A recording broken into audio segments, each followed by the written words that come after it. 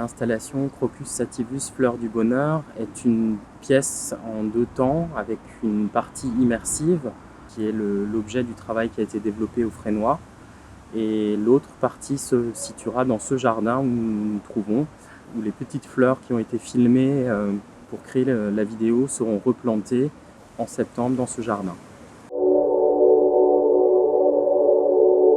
Le Crocus sativus est une fleur particulière que j'ai découvert bien longtemps avant de faire des études dans une école d'art en 2004, où je m'intéressais aux plantes médicinales et à leurs propriétés.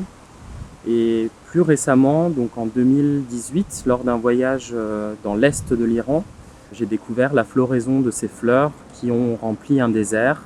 Et de là est née l'envie de m'intéresser davantage à cette fleur, à son pouvoir et à ses secrets.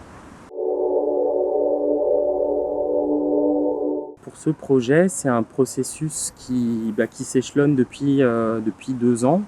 Et l'arrivée au Fresnoy me permet de concrétiser une pièce que je n'aurais pas eu les moyens de faire dans mon atelier et de mon côté.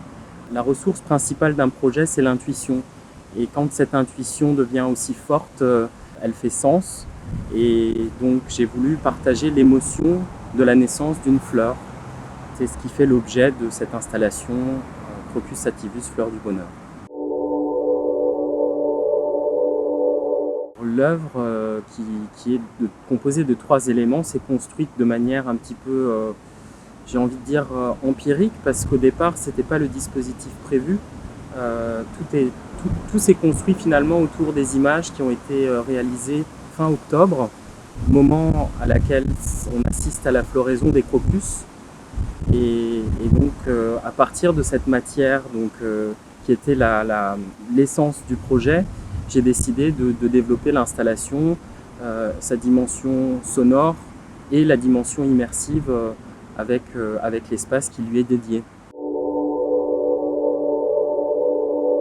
Cette œuvre est à la fois l'aboutissement d'un projet sur ces fleurs qui a commencé il y a 2 ans, comme je l'expliquais, et en même temps, elle s'inscrit de manière un petit peu forte, puisque la dimension sonore qui apparaît dans les 2 derniers grands projets est vraiment le cœur de ce travail. C'est-à-dire que les images étaient le démarrage et ce qui a été développé avec le compositeur et l'échange que j'ai pu avoir avec lui et développer ce mouvement, c'est vraiment la nouveauté, et en même temps c'est bien la suite de ce que j'ai envie de développer.